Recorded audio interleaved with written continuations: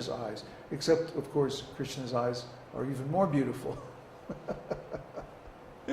So these verses describe the actual process of attaining God consciousness by glorifying Krishna with beautiful prayers and by worshiping His holy name, by chanting and hearing it all the time. These are the best processes for God consciousness because they don't require any external paraphernalia, except maybe a set of beads. But even that is optional. You can count the names on your fingers, like Lord Chaitanya did. Lord Chaitanya is described as not even using beads, but he would count on the joints of his fingers. 1, 2, 3, 4, 5, 6, 7, 8, like that. 12 on each finger, on each hand. So 8 times 12 is 108. Or is it 9 times 12? Anyway, something like that. 9 times 12. So if you count 12 on one hand and then 9 on the other hand, you have 108 or one round. So you can easily keep track of your chanting just by counting on the fingers. Like I showed you with the Gayatri mantra. Florian says, has Sanskrit been in use in former yugas? Yes, Sanskrit is eternal. The Vedas are eternal. So Sanskrit is also eternal. This language is also used in the spiritual world. It's also used on the planets of the demigods. And the people who study language, who are called philologists, they tell us that Sanskrit is the original mother tongue of all the major languages on the planet Earth. And so many words are derived from Sanskrit. Like just the other day we were talking about aura, hora. In astrology, our major text is called Brihat Parashara Hora Shastra. And hora means 1/24th of a day. Well, 1/24th of a day is an hour. So our word hour, or in Spanish, it's the same, hora. Hora, yeah, it comes from Sanskrit directly. And there are many words like that. I'm not so expert in language studies, but if you read up on it, look on Wikipedia or something like that, you'll see that Sanskrit terminology is found in every major language in the world. So yes, Sanskrit's very important. The reason is that Sanskrit is derived from the names of God. Every word in Sanskrit has some derivation that ultimately means God. When Lord Chaitanya began to exhibit his ecstatic feelings of love for Krishna, he was teaching grammar to young students. That was his job. So he began to explain all the points of grammar and all the word roots as ultimately indicating Krishna. And his students thought he was crazy, but actually this is a fact. In Sanskrit, every word and every word root directly or indirectly indicates God, Krishna.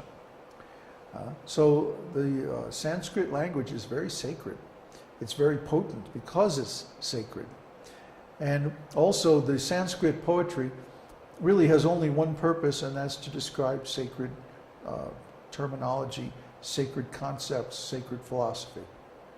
Therefore, Sanskrit is the universal language of God. Let's go to the next question.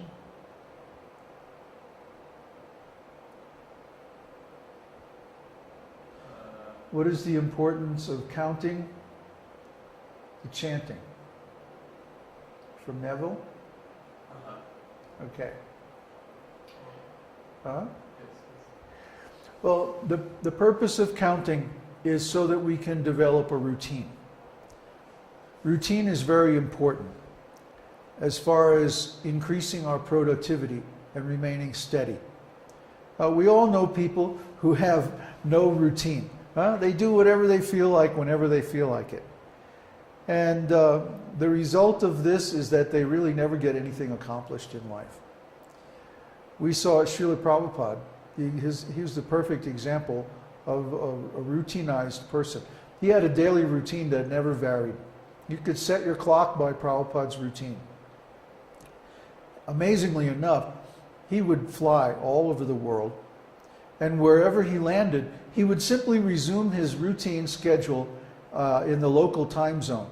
He didn't ever seem to get jet lag or anything like that. He would just take up exactly where he left off and continue his routine. He would get up about 2:30 in the morning and translate and comment on the Vedic scriptures into a dictaphone. In other words, he was doing exactly what we are doing and speaking on the sacred texts and recording it. But instead of a podcast, his students would have to transcribe everything, and it was published in book form. So he would do that until about 4 or 4:30, and then he would go down for Mangal Arti. After Mangal Arti, he would chant his rounds. Prabhupada chanted 16 rounds every day.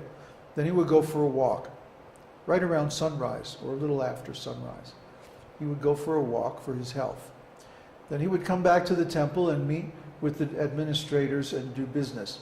He would take a little breakfast around 9 or 10. Then he would take some rest. Then he would get up and receive visitors. And he would receive visitors until mid to late afternoon. Then he would take another little nap, and then he would preach. Usually, if he was in India, he would go to a program at some local venue. In fact, that was my service. When I was in India, I was arranging these programs for Srila Prabhupada. And he would go there and speak, and then there'd be a feast. He would come back to the temple, receive visitors in his room until about 10 o'clock at night, and then he would take rest. So Prabhupada slept no more than about 3.5 or 4 hours a day. And he maintained this incredible pace from the time we knew him. He was 72 years old until he left his body at 84.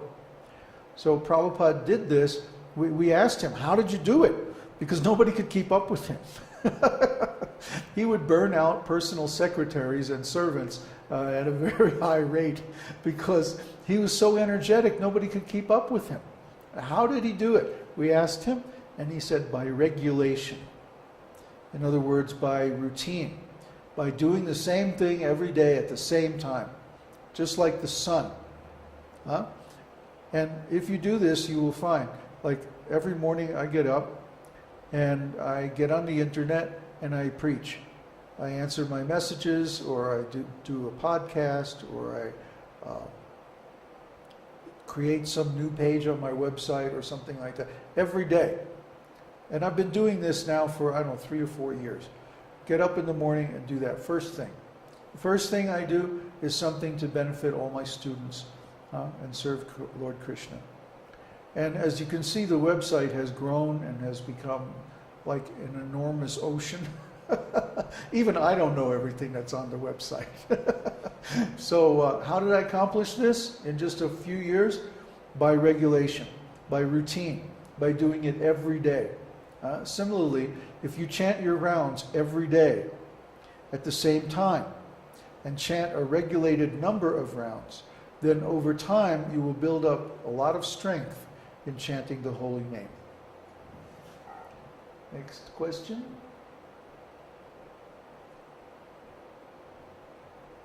More static. Oh well. No, that was previously. Oh. Can studying Sanskrit also be regarded as? It's not going to be. Oh, can studying Sanskrit also be regarded as devotional service? What is that? Scranskrit? Scranskrit? Studying Sanskrit happens automatically when we study the scriptures. The way Prabhupada taught how to study the scriptures is that we chant the verse, and then we chant the synonyms of the verse in our language, whatever it might be. And then we chant the translation out loud. All of these are out loud. You should read out loud when you study the scriptures. Read the text, then read the synonyms, and then read the translation and the purport. And by doing this, you'll automatically begin to understand Sanskrit. Prabhupada didn't want us so much to be scholars, unless we already have the talent to be a scholar. But he wanted us to understand the purport of the scriptures. It's more important to understand that than to simply be able to quote so many shlokas or know Sanskrit grammar but not know the philosophy. Just like in India, there's so many people who know Sanskrit, but most of them have some very strange misinterpretation of the philosophy because they have come under too much influence from the impersonalists. So we want to keep our understanding pure. That's the most important thing. If you have the talent or the ability to learn Sanskrit, that's nice. Someday, when you become mature in devotional service, you may want to write books, and then some knowledge of Sanskrit would be mandatory. But the most important thing is that you practice what